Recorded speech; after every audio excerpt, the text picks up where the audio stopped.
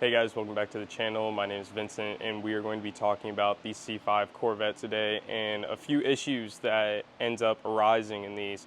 The C6, C7, and C5 all have torque tubes that sit in between the transmission and the motor, which is pretty much just like your drive shaft in a normal car.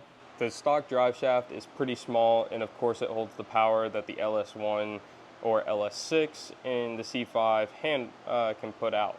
So in the 2001 to 2004 year, they have this little rubber guide that sits in the center. So when these go out, it doesn't vibrate the back of the motor and the crank or start to ruin the transmission. So GM decided to put in these couplers, which are a rubber and nylon threaded based coupler that has 12 millimeter bolts from 2001 to 2004, and from 1997 to 2000 they have 10 millimeter bolts in this.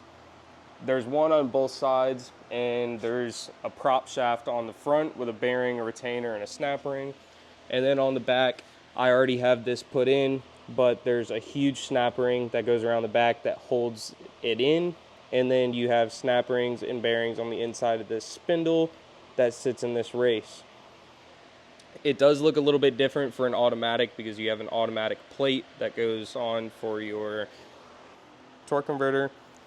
And then on the front, you have the shaft, which I got a heavier duty one with, of course, new bearing, retainer, and snap ring.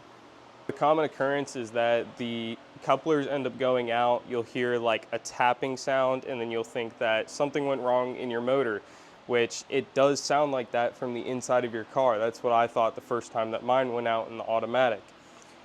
Well, I took everything apart, I looked at it, and I was right. It was the torque tube, and you can kind of hear it at the back of the car as well. It'll sound like kind of like an exhaust rattle, but it'll turn out to be those couplers. So since I've already installed the drive shaft into the torque tube, I'll put a picture up in the corner, or I'll make it full screen so y'all can see the price and what it looks like compared to the stock drive shaft. But from Henson Motorsports, you can buy it on their website. They're the seller. And then PST is the company that makes all the drive shafts up in Clearwater, Florida. And they do an amazing job. I had one in the automatic, and now I'm putting one in my manual as I'm manual swapping this vet. So it should hold 1,000+ horsepower, and I shouldn't have to worry about it. The only thing that I have to say about getting this drive shaft and doing it with a full billet shaft is that you do feel a little bit of vibration, which you might think I'm under exaggerating it.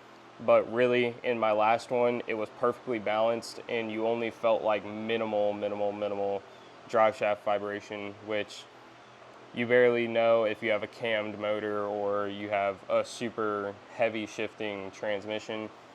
The only thing that I did have to do, and I wish that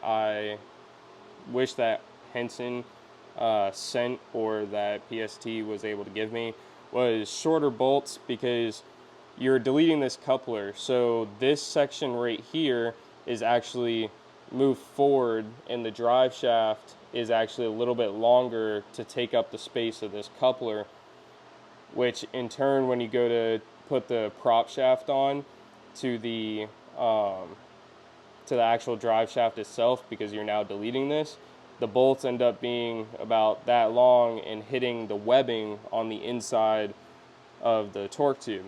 So then in turn, you have to take this out, cut them. I used my stock one as good reference because I still had the entire thing and I haven't sold it yet. You basically just measured this little bit, and then you want that much sticking out on this one to be able to clear the webbings on the inside of the tube. So I just took a die grinder and cut them off. On the back side, you really don't have to worry about it because there's no webbing in the back, and the bolts don't hit the spindle, so it's okay. But other than that, it's a pretty short video. It's a pretty simple video.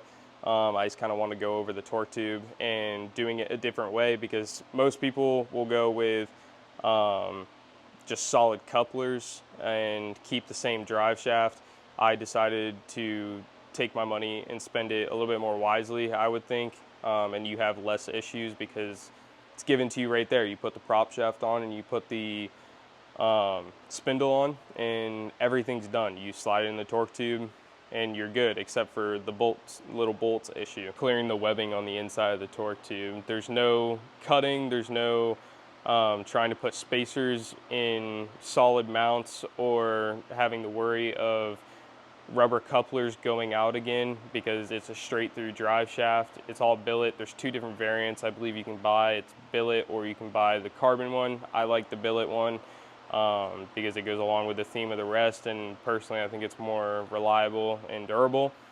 But other than that, go hit them up. They're great, and I'll see you guys in the next one. Peace.